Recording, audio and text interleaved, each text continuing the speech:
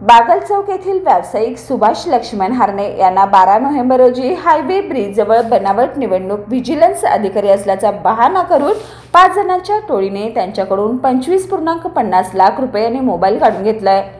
Gandhinagar police ठाण्यात गुन्हा नोंदवून पोलीस निरीक्षक रवींद्र कळमकर यांच्या नेतृत्वाखाली 6 पथकांची स्थापना करण्यात आली। पोलीस अंमलदार वैभव पाटील यांच्या माहितीच्या आधारे संजय, अभिषेक आणि विजय या आरोपींना पुईखडे येथे सापळा रचून अटक करण्यात आले।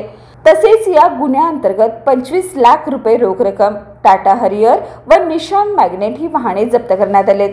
स्वप्नील उर्फ लाला तानाजी जाधव आणि हर्षद खरात हे 2 आरोपी अद्याप फरार असून त्यांचा शोध सुरू आहे।